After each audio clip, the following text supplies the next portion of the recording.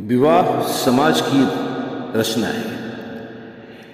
बिना शक्ति के शिव नहीं, बिना प्रकृति के पुरुष नहीं, बिना तार के वीणा नहीं, बिना चक्र के रथ नहीं, बिना पति के पत्नी नहीं। स्त्री पुरुष संबंध प्रकृति की रचना है।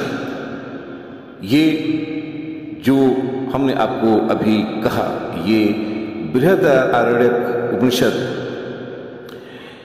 के प्रथम अध्याय के चौथे भाग में पहले और तीसरे दोहे में ऐसा वर्णित है।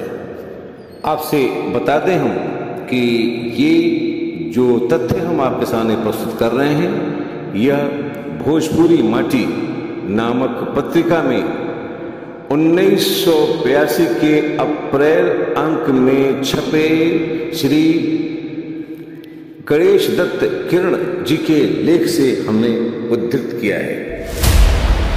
बाइबल में प्रभु ने देखा कि आदम नितांत अकेला है, उसे यह अच्छा नहीं लगा, अतः उसने आदम को प्रगाढ़ नींद में सुलाकर उसकी पसली से हव्वा का निर्माण किया।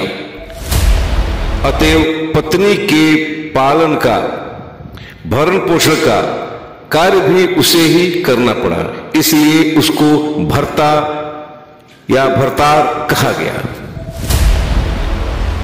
यह प्रकृति आख्यान है।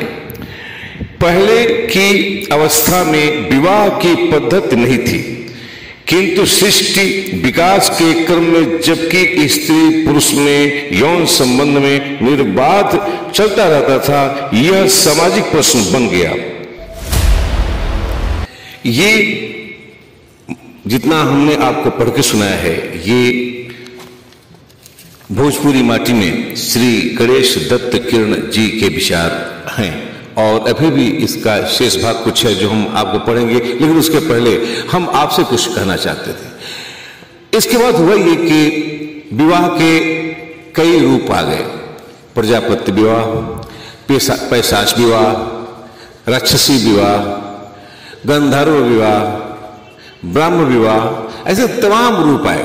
लेकिन ये रूप जो विवाह का नाम जरूर था, लेकिन सही बात यह था कि बलात् स्त्रियों का अपहरण करके जबरन शादी कर लेना, उसके साथ दुष्कर्म करना, फिर शादी कर लेना, ऐसे भी इस विवाह शादियों को जो है शादी की संज्ञा दी गई।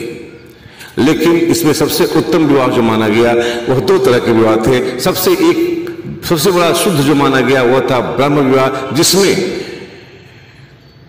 कन्या का पिता अपने कन्या के लिए वर खोजने के लिए जाता है और वर को कुछ मुद्रा या कुछ दे करके उस वर को जो है अपने कन्या के निमित्त योग्य साबित करता है, और उसके बाद वर जो है कन्या के दरवाजे पर अपने बारात सहित आता है और वहां विवाह करके उसे विदा करके ले जाता है। इसे ब्रह्म विवाह कहा गया, ये सबसे उत्तम माना गया। और उसके बाद दूसरा नंबर का विवाह जो है गंधर्व विवाह कहा गया, जिसे आजकल के समय में हम प्रेम विवाह भी कह सकते हैं।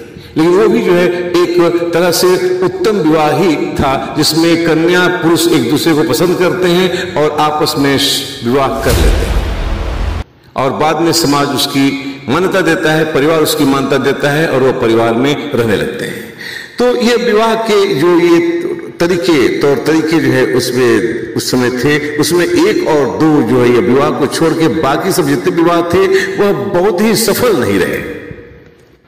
पुनः अपने पूर्ववत प्रकरण पर हम आ रहे हैं कि जो हम आज बता रहे थे कि यह प्राकृतिक आख्यान है कि पहले की अवस्था में विवाह की पद्धति नहीं थी, किंतु सृष्टि विकास के क्रम में जबकि स्त्री पुरुष को यौन संबंध में निर्बाध यह संबंध चलता रहता था, एक सामाजिक प्रश्न बन गया था।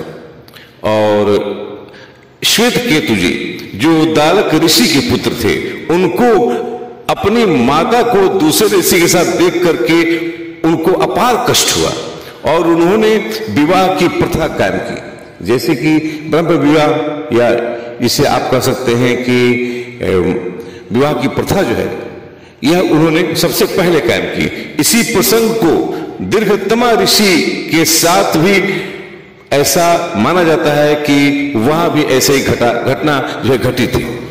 चाहे जो हो, विवाह की प्रथा श्वेत केतु ने चलाया। दीर्घतमा ने सामाजिक प्रश्न के रूप में इस प्रथा को, पद्धति को आगे बढ़ाया और विवाह की यह प्रथा कायम हुई।